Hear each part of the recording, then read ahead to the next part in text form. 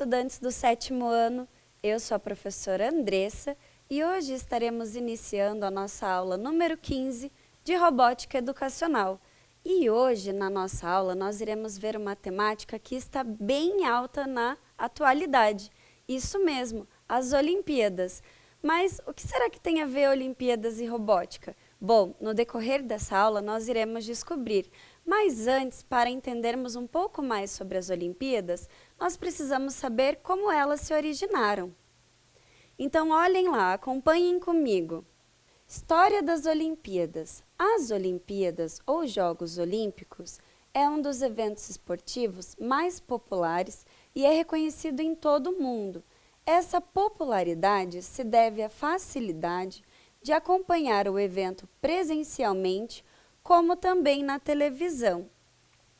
Então, a gente sabe que dentro das Olimpíadas, as pessoas podem acompanhar dentro das suas casas, ou dependendo do país onde ela se encontra, ela pode participar, ver as competições dentro da sede do país onde ela está inserida. E agora nós vamos ver como foi realmente a origem lá na Grécia. Vejam comigo.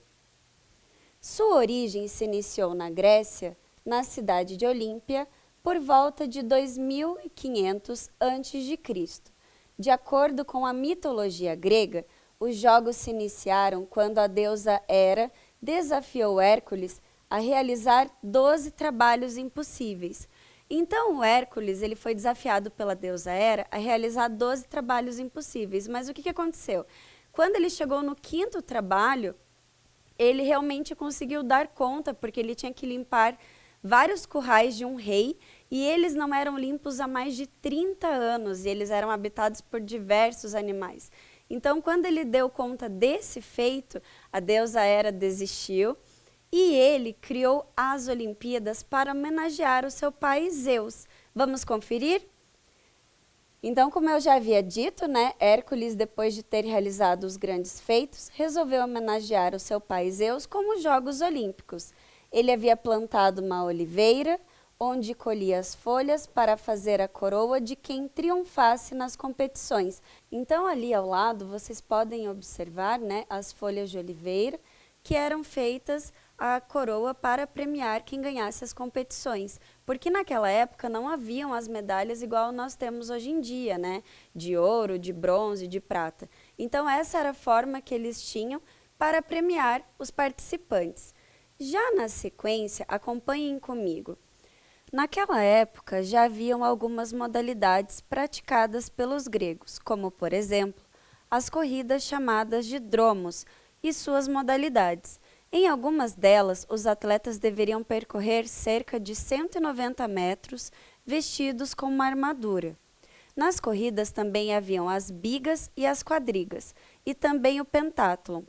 Então, nós vimos ali, as corridas de bigas e quadrigas. Por quê? Bigas, referente a dois cavalos tracionando aquela carroça. E as quadrigas, 4 cavalos. Normalmente, essas corridas, elas eram de combate. Então, por muitas vezes, esses competidores saíam, perdiam suas vidas dentro das competições. E nós vimos também ali, na tela, o pentátlon, que significa penta, a gente lembra a referência de 5 modalidades, que são a corrida, lançamento de disco, lançamento de dardo, salto e também nós temos a luta. Então, bem bacana, já naquela época já haviam essas competições, por mais que fossem umas competições mais bruscas, onde os competidores poderiam perder as suas vidas nessas competições. Na sequência, vejam ali comigo. Em 393 d.C., com a Grécia já dominada pelo Império Romano, o imperador Teodósio se converteu ao cristianismo e proibiu qualquer tipo de adoração aos deuses, dando um fim às Olimpíadas feita em homenagem aos Zeus. Então, esse imperador Teodósio, ele foi considerado um dos imperadores mais tiranos do Império Romano.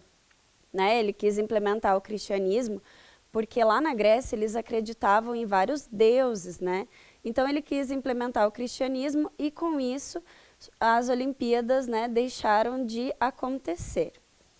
Após muitos anos, já na era moderna, Os jogos ressurgiram através do europeu Barão de Coubertin, onde ele tinha como lema: o importante não é vencer, e sim participar.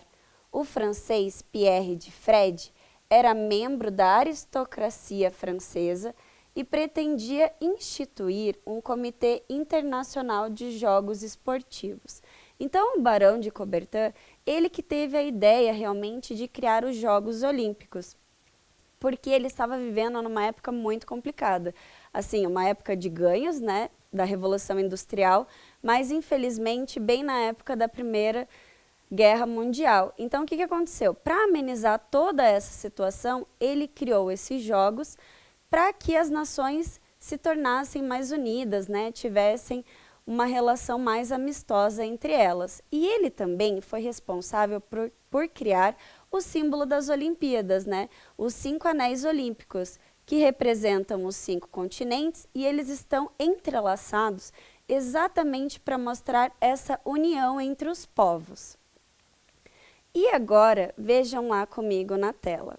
As Olimpíadas foram nomeadas de Jogos Olímpicos na Era Moderna, onde ocorreu sua primeira competição em Atenas no ano de 1896. Vocês podem observar ali na imagem, né, o estádio que ocorreu essas primeiras Olimpíadas.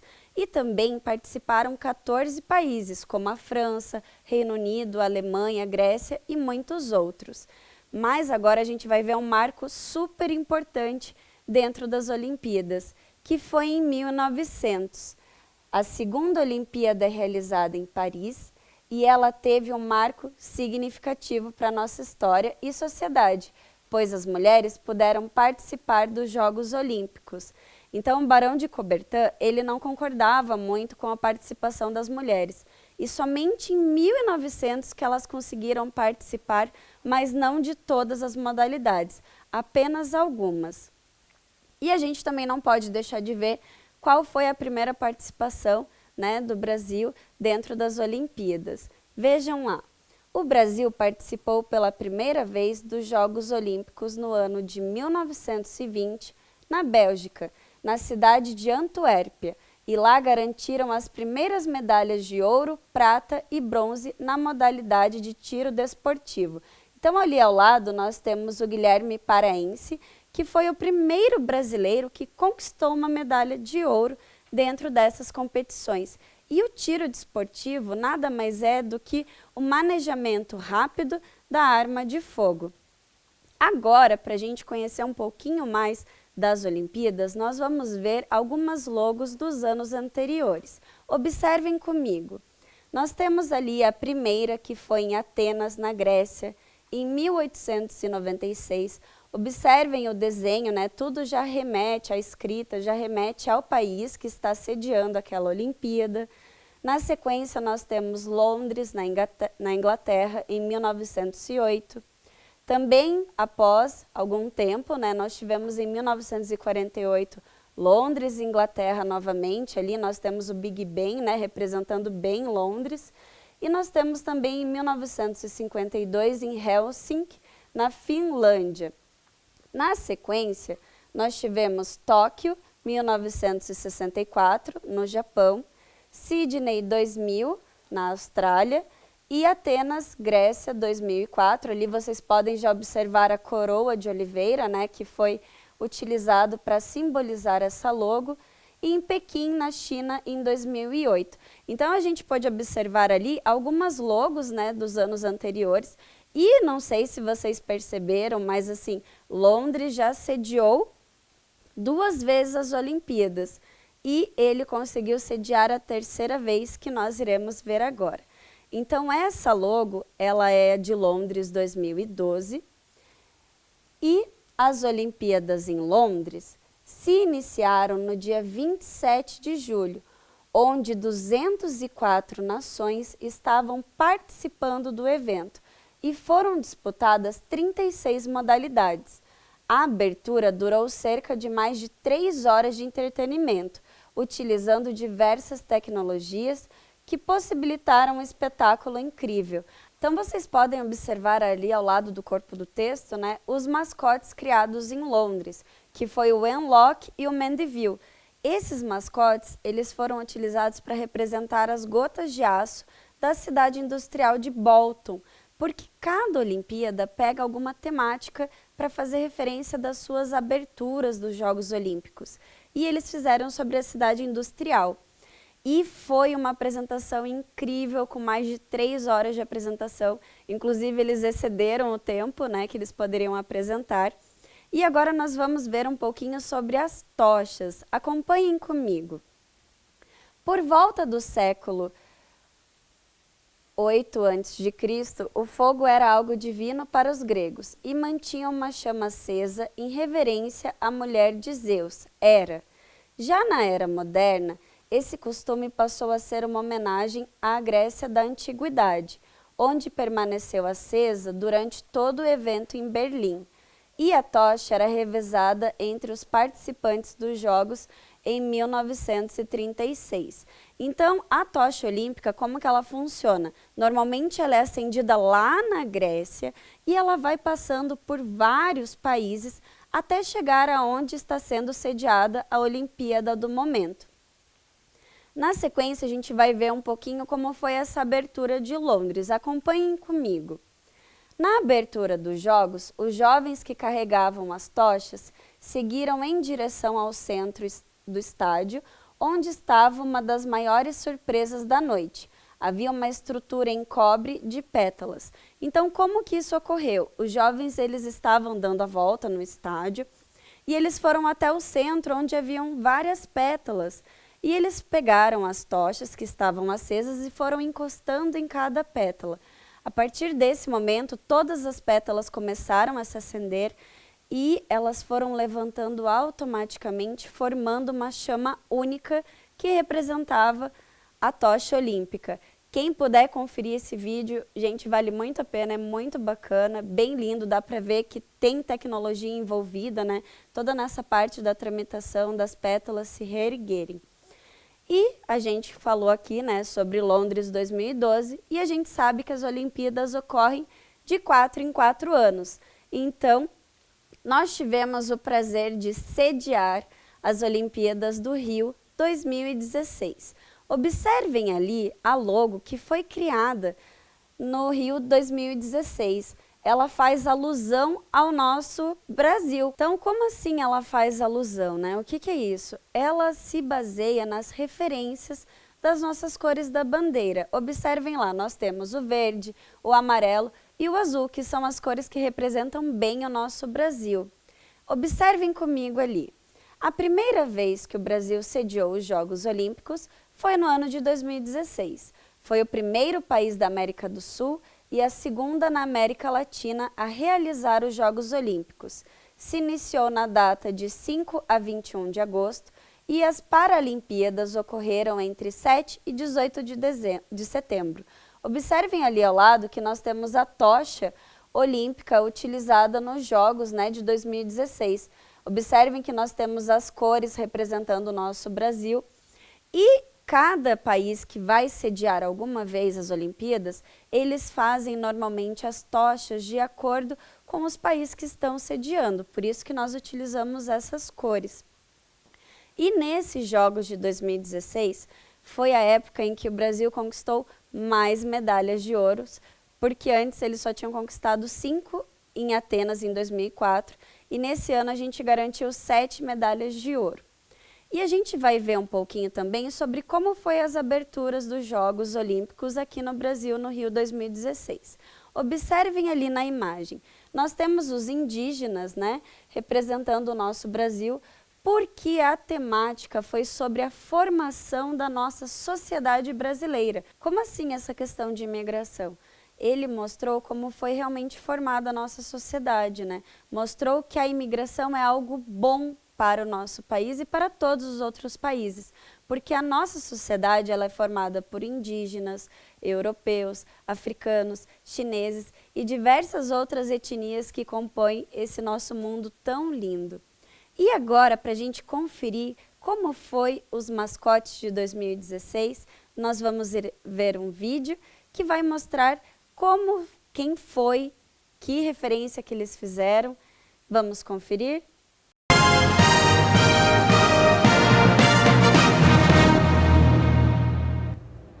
Hoje vamos apresentar os mascotes dos Jogos Rio 2016. Eles levam o nome de dois grandes ícones da música brasileira, o poeta Vinícius de Moraes e o maestro Tom Jobim.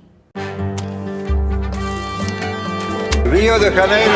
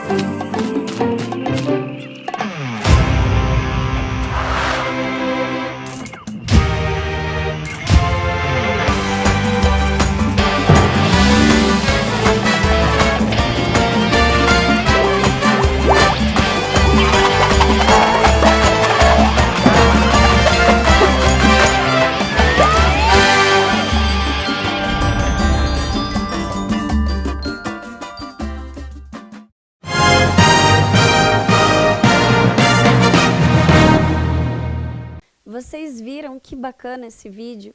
Quem que eles escolheram para representar o nosso Brasil dentro dos Jogos Olímpicos?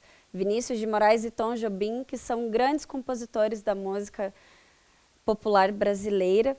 E agora, também no ano de 2016, foi implementada uma nova modalidade dentro dos Jogos Olímpicos, que foi a canoagem. E quem vai contar isso para a gente um pouco mais, como isso aconteceu, vai ser a professora Mari Santilli. Ela é uma professora da rede pública e ela pratica o esporte de canoagem. E a gente também vai conferir se ela vai para os Jogos de Tóquio desse ano. Vamos lá?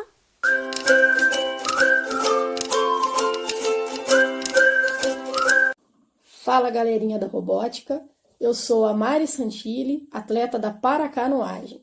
Sou também professora da Rede Municipal de Ensino, sou formada em Educação Física.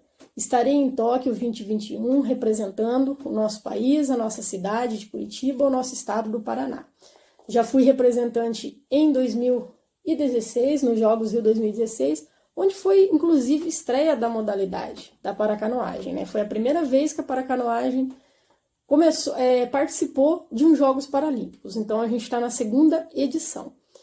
Eu comecei na paracanoagem em 2014, foi a minha trajetória, mas antes disso eu já era atleta amadora e já vinha de outras modalidades. Em 2006 eu sofri um acidente de moto e aí foi que começou a minha trajetória no paradesporto, certo?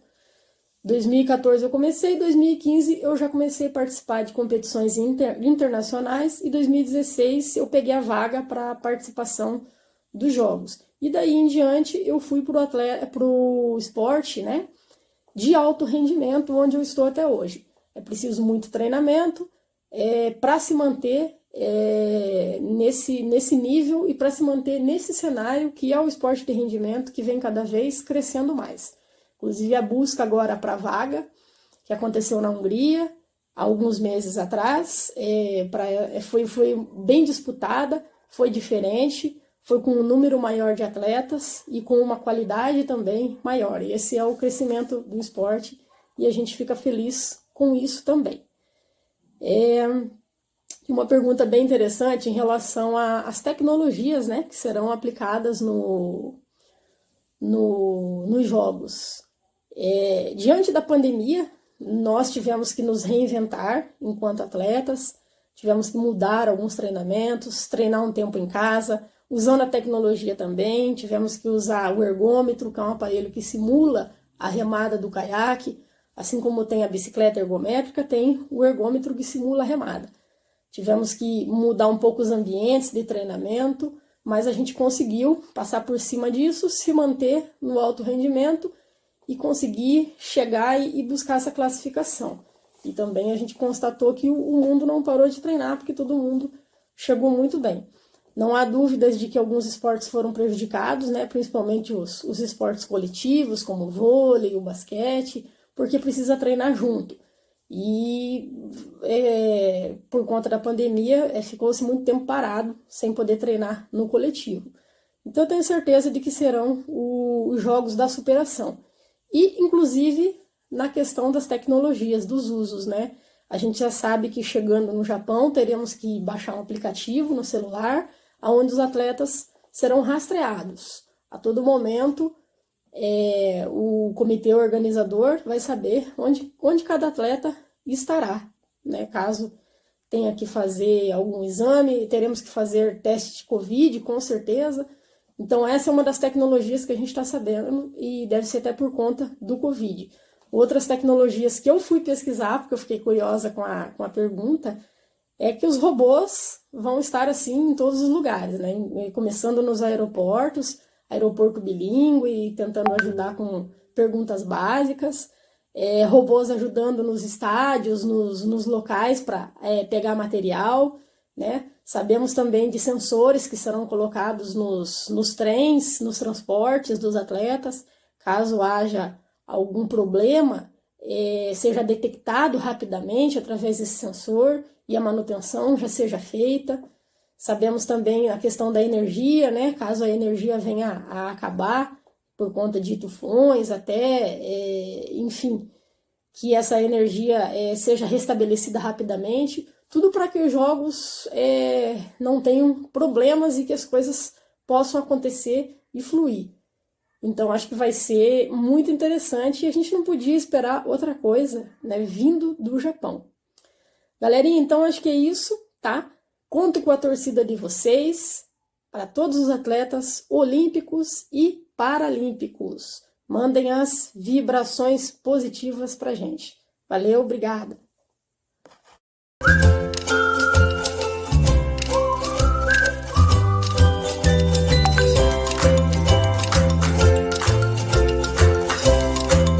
Vocês viram que legal esse vídeo da professora Mari? Ela está contando pra gente diversas novidades, né? E ela também está se preparando para os Jogos Olímpicos de Tóquio.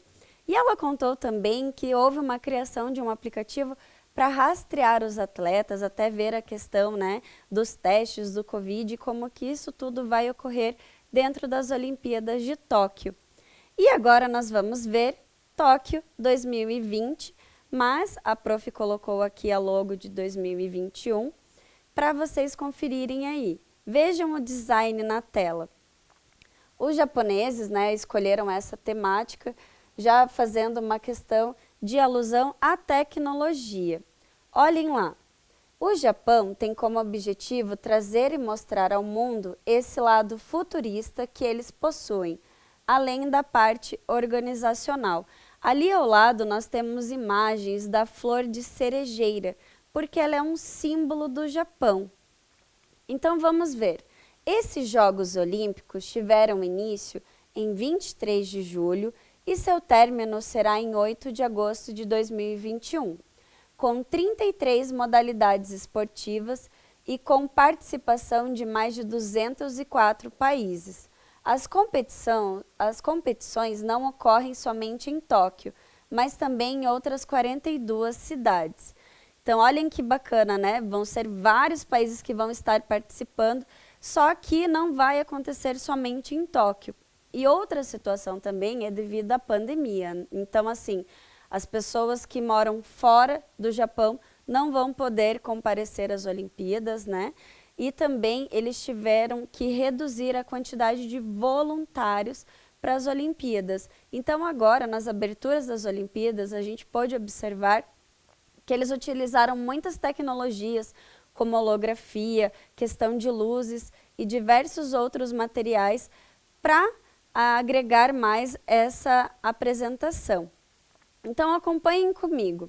O Comitê Organizacional de Tóquio, em parceria com o Centro de Saneamento Ambiental do Japão, implementaram um programa de reciclagem, onde solicitaram doações de diversos produtos eletrônicos para serem usados como material base para a produção das medalhas. Então, ali ao lado, vocês podem observar, né, as medalhas, elas estão fazendo referência a 2020, porque era realmente para ter acontecido essas Olimpíadas em 2020, mas em relação à pandemia, né, tivemos que adiar para 2021, mas ali nós temos as 3 medalhas que foram construídas de materiais diversos e recicláveis.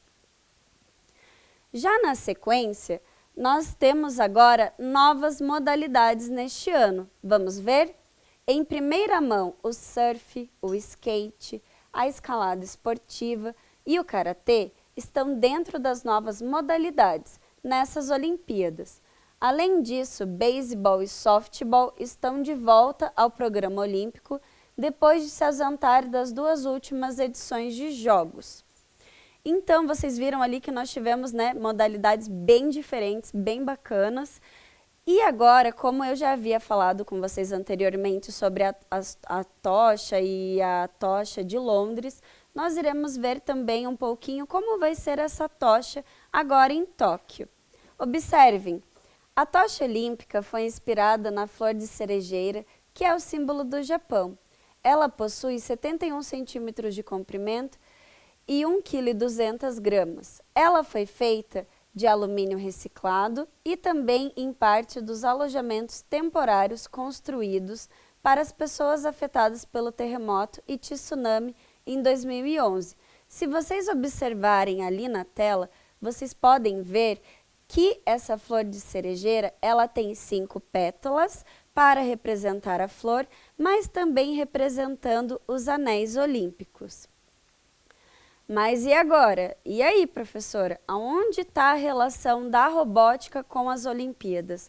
Aonde que a gente vai encontrar isso? Então vamos ver. Olhem lá. Esses 2 robôs são principalmente para recepcionar o público, promover as Olimpíadas e receber atletas e visitantes. O mais interessante é que eles possuem câmeras e tecnologia de reconhecimento facial, o que lhes permite criar emoções através de seus olhos. Então nós temos o Miratoa e a Somi8. O Miratoa ele foi escolhido para representar os Jogos Olímpicos e a Somi8 os Paralímpicos. E olhem que bacana, toda essa escolha de personagem foi feita por crianças do ensino fundamental do Japão. Eles que escolheram esse design para que esses robôs estivessem lá nas Olimpíadas. Agora nós vamos ver outro robô, o Emil 3. Ele tem um corpo compacto e leve, com uma altura de 90 centímetros e um peso de 15 quilos. Tem a velocidade máxima de 6 km por hora para acompanhar o andar de um humano. E ele é responsável por retransmitir diversos trabalhos que outros robôs podem fazer. E agora também, olhem quantos robôs nós estamos vendo nas Olimpíadas de Tóquio. E nós temos este aqui também, que é o THR3, o robô humanoide. Este robô é alto e pode reproduzir movimentos dos robôs mascotes para locais distantes das arenas. Ele pode se comunicar com mais de 5 atletas. E ele também tem todo um design para representar o aperto de mão, e se a pessoa estiver usando um equipamento, ela vai conseguir receber essa sensibilidade do aperto de mão, além de ele poder se comunicar com 5 pessoas ou mais em diversas línguas. Muito legal, né?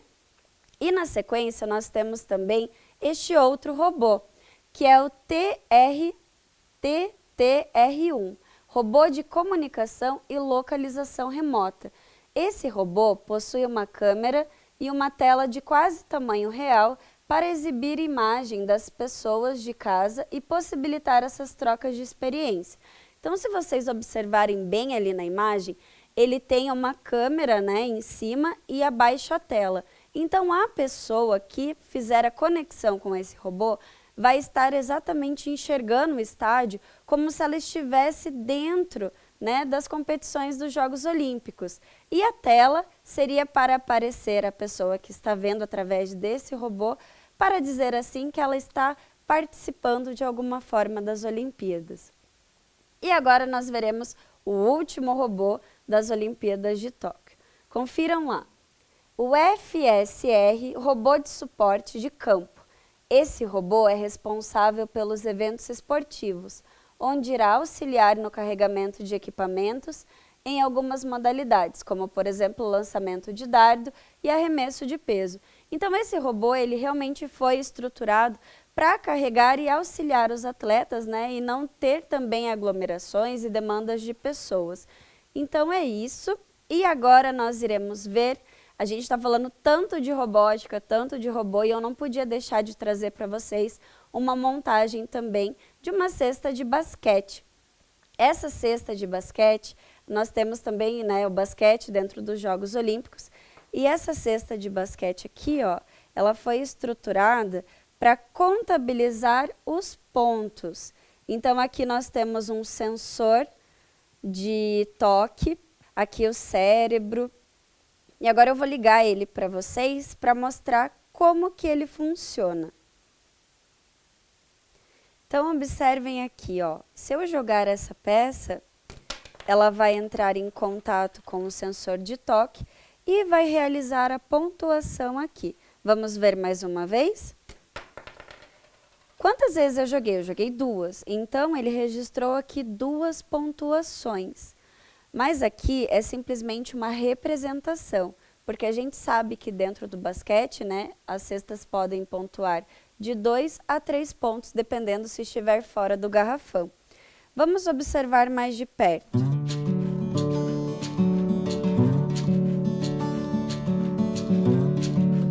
Então, viram que bacana? Ela representa, né, as pontuações a cada vez que tem o toque no sensor. E aqui também embaixo, ó, nós também temos algumas estruturas, tudo para que fique mais estruturado a nossa cesta de basquete. E agora vamos ver um pouquinho como foi essa programação, como que isso tudo ocorreu. Observem na tela. Nós temos ali a programação feita em blocos no programa antigo do EV3, porque agora ele tem um programa novo. E eu acredito até que seja um programa mais simples da gente trabalhar do que esse antigo. Porque esse antigo, ele traz apenas imagens e não palavras. Já o novo facilita o entendimento. Então, nós podemos observar ali, ó, a questão do tempo, o contador e também a questão do toque ali, ó, nessa parte aqui no quadradinho, a questão do toque. Para encerrarmos a nossa aula, eu trouxe o depoimento da atleta Amanda Simeão. Ela vai contar um pouco para a gente como foi a história dela dentro do esporte e qual modalidade ela pratica e como funciona. Vamos conferir?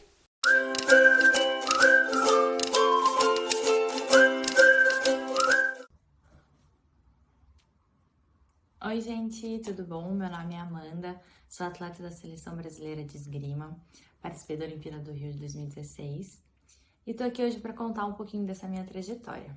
Bom, eu comecei esgrima quando eu tinha mais ou menos 11 anos. Eu conheci esse esporte quando eu morava na Itália.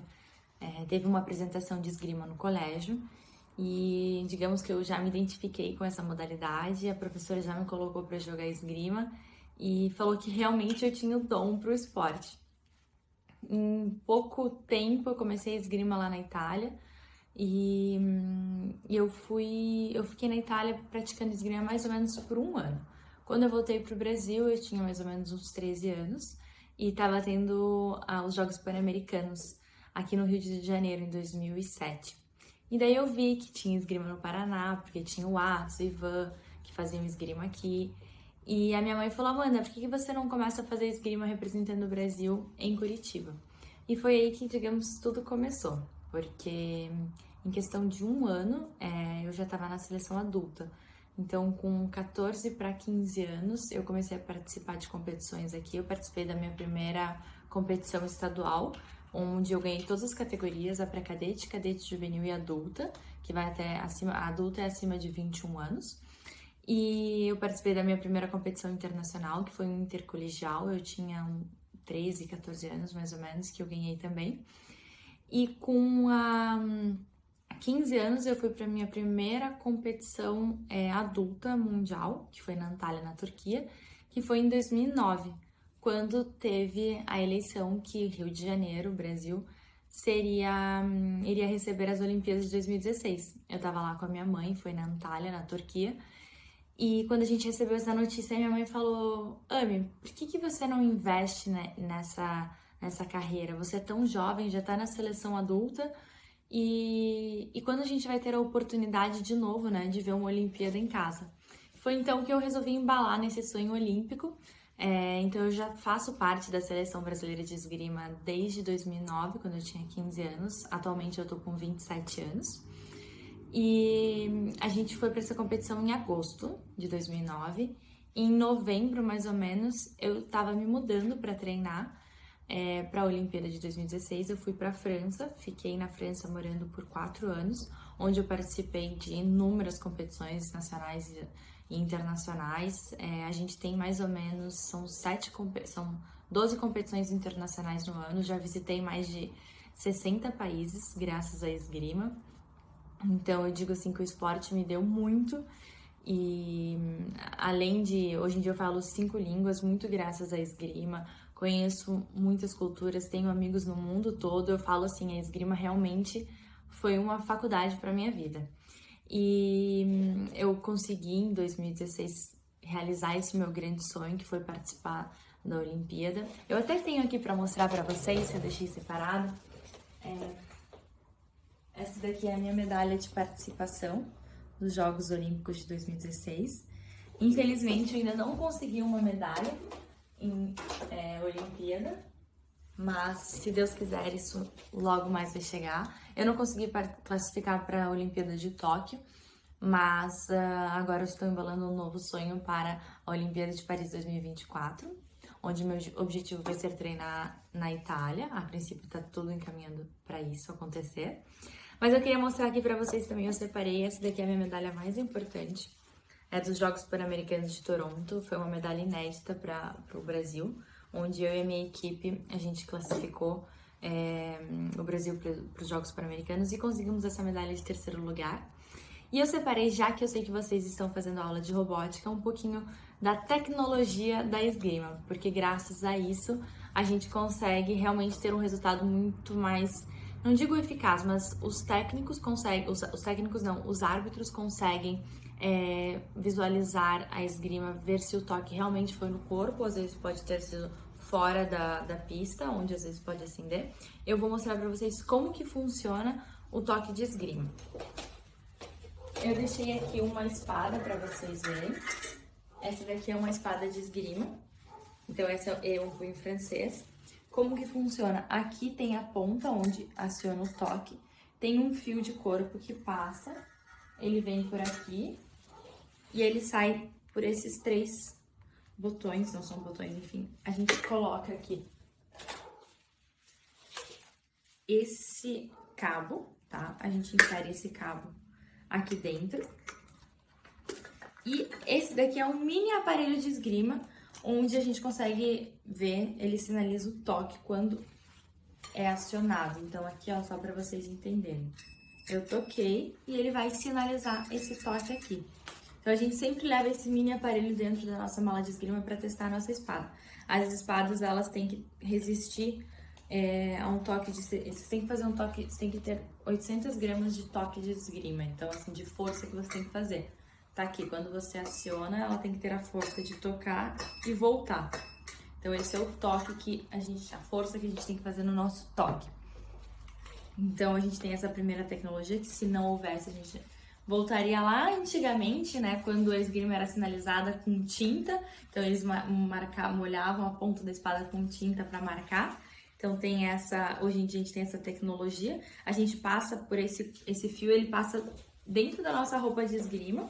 Então a gente segura aqui, vem uma luva, passa, e daí esse fio conecta. Eu acho que vocês já devem ter visto, tem um fio que passa, né, por trás da roupa, vai lá na pista de esgrima e chega no aparelho de esgrima. Então quando tem o toque, né, aciona e o árbitro consegue identificar de quem foi o toque. Hoje em dia, não sei se vocês sabem, mas tem um sistema wireless também, onde não existe mais o fio que passa na pista para conectar no aparelho, mas o fio, você só passa esse fio dentro do corpo, coloca o aparelho dentro do bolso e pelo sistema wireless, quando tem o toque, ele manda direto pro aparelho e o árbitro consegue ver. Além disso tudo também, eu vou guardar a espada.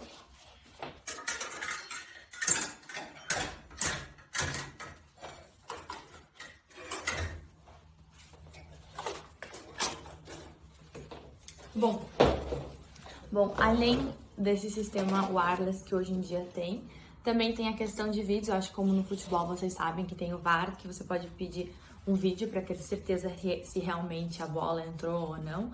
Na esgrima também tem esse sistema, você pede o vídeo, você tem direito a 2 vídeos por jogo de eliminação e o árbitro consegue entrar, consegue ver se o teu toque realmente foi no corpo, se foi antes do alto, que o árbitro pode ter dado alto e ter validado ou não o seu toque. Então tem esse sistema onde com uma câmera lenta, são 1, 2 ou 3 câmeras, o árbitro consegue identificar. Bom, espero que vocês tenham gostado, que vocês tenham aprendido um pouquinho mais sobre a esgrima, um pouco mais sobre a minha carreira. Espero que vocês me acompanhem para as próximas Olimpíadas e eu conto muito com a torcida de vocês. Um beijo. Tchau, tchau.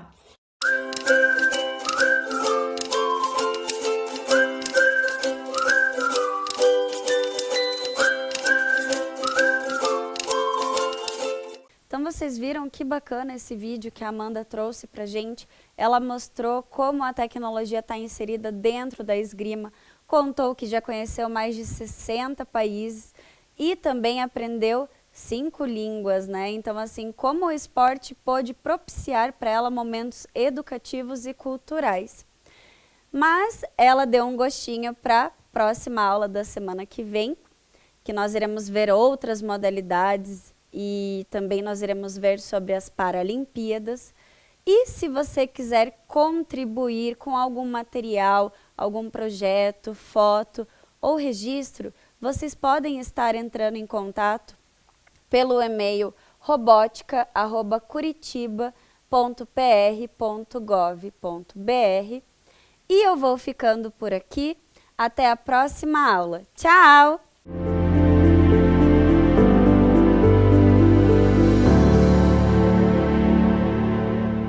Eu sou o Curitibinha e estou aqui para falar de um assunto muito importante, o coronavírus.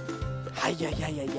Mas olha, não é para ter medo, e sim tomar os cuidados devidos. Vamos ver se você está por dentro? Quando for lavar as mãos, tem que lavar a parte de dentro da palma, a parte de cima. Não pode esquecer entre os dedos, essa região precisa ser lavada.